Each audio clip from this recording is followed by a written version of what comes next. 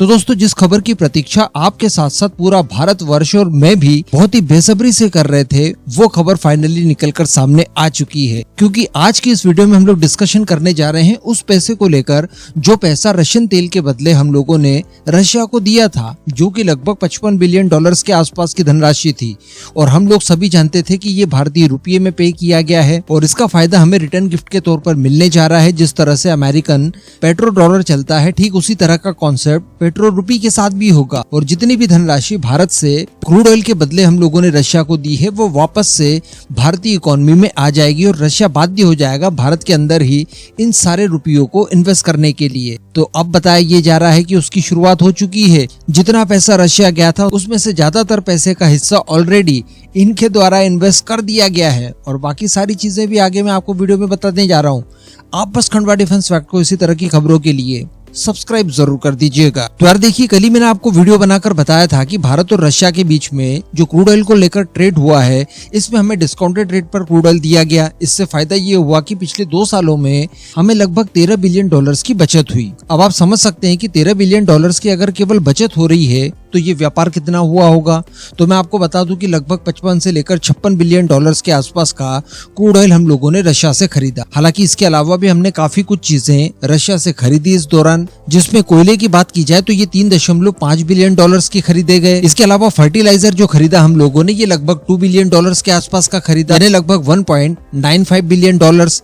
इसके अलावा हम लोगों ने वनस्पति तेल भी बहुत बड़ी मात्रा में खरीदा, तो इसका बिल बनता है 1.12 बिलियन डॉलर्स और बाकी का हम लोगों ने क्रूड ऑयल खरीदा। हालांकि इस दौरान भारत द्वारा भी काफी कुछ चीजें रशिया को एक्सपोर्ट की गई, तो इनका बिल काफी कम बना 3.82 बिलियन डॉलर्स का। हालांकि ये भी बहुत ज्यादा है क्योंकि इससे पहले रशिया इतना भी हमसे नहीं खरीदा करता था। तो कहने का मतलब यहाँ पर भारत को व्यापार घाटा तो 66 हुआ, जो कि 51.78 बिलियन डॉलर्स के आसपास का था। अब इसी को लेकर आपको याद होगा कि वर्ष 2023 में रशिया के विदेश मंत्री सर्गेई लाव्रोव भारत आए थे। उन्होंने कहा था कि देखिए, भारत और हमारे बीच में वोस्त्रो अकाउंट की शुरुआत कर दी गई है क्योंकि इन्हें स्विफ्ट से अलग कर दिया गया है। इस वजह से वोस्त्रो अकाउंट के जरिए ही हम लोग भारतीय करेंसी से लेन देन करके रशिया के साथ व्यापार किया करते थे। तो इनकी तरफ से ये कहा गया था कि रुपयों का पहाड़ लग चुका है हमारे पास और अब हम लोग समझ नहीं पा रहे हैं कि इन रुपयों का इस्तेमाल कहाँ करें। उसके बाद भारत और रशिया के बीच में कई सारी बैठकें हुई और भारत द्वारा कहा गया कि देखिए, आप हमारे स्टॉक मार्केट जो कि दुनिया में सबसे ज्यादा ग्रोइंग है इस समय,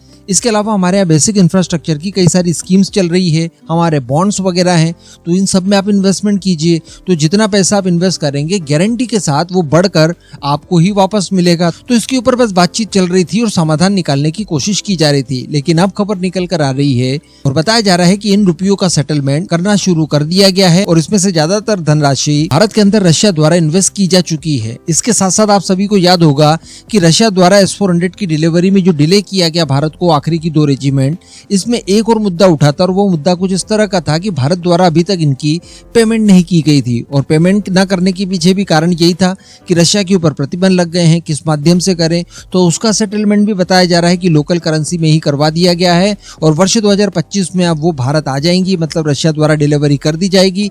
इसके लिए भी सारे रास्ते खुल चुके हैं। तो कहने का मतलब तेल ही नहीं बल्कि हम लोग डिफेंस का सेक्टर में भी अब हमारे रुपयों को चलाना शुरू कर चुके हैं। हालांकि बीच में हम लोगों ने कुछ परसेंट में यूएई की करेंसी का भी इस्तेमाल किया। इसके अलावा रशिया द्वारा हमें बार बार बाध्य करने की भी कोशिश की गई कि आप चाइनीज करेंसी युआन में पेमेंट कीजिए, लेकिन हम लोग नहीं झुके और उसका फायदा यही मिल रहा है कि अब इन्होंने हमारे यहाँ बेसिक इंफ्रास्ट्रक्चर की स्कीम्स के अंदर, हमारे स्टॉक मार्केट वगैरह के अंदर इन्वेस्टमेंट करना शुरू कर दिया है। और इन्हीं सब चीजों का नतीजा देखने के लिए ये मिल रहा है कि रशिया और भारत के बीच में क्रूड ऑयल का ट्रेड, जिसमें कि काफी उतार चढ़ाव बीच में देखने के लिए मिले, ये वापस से अपनी पीक पर पहुंचने वाला है। जबकि हम सभी जानते हैं कि एक रशिया की कंपनी जो कि तेल की शिपमेंट किया करती थी, उसका नाम मैं स्क्रीन पर लिख दे रहा हूँ, आप पढ़ लीजिएगा, थोड़ा सा बोलने में दिक्कत जा रही है मुझे। इसके ऊपर प्रतिबंध लगा दिए गए थे कुछ ही समय पहले अमेरिका और पश्चिमी देशों द्वारा, लेकिन इसके बावजूद तेल की जो आपूर्ति है वो रशिया द्वारा बिल्कुल समय के साथ की जा रही है। और पिछले मार्च मंथ की बात की जाए तो जहां पर रशियन तेल की मात्रा भारत के अंदर 30% तक आ चुकी थी, वो वापस से 40% तक पहुंच चुकी है, क्योंकि अब पैसों के लेन देन का कोई प्रॉब्लम बाकी नहीं है। लोकल करेंसीज में व्यापार हो रहा है और वो पैसा भी वापस भारत की इकोनॉमी में आना शुरू हो चुका है। तो अब इस बड़ी खबर के ऊपर आपका क्या मानना है, नीचे कमेंट करके जरूर बताइएगा।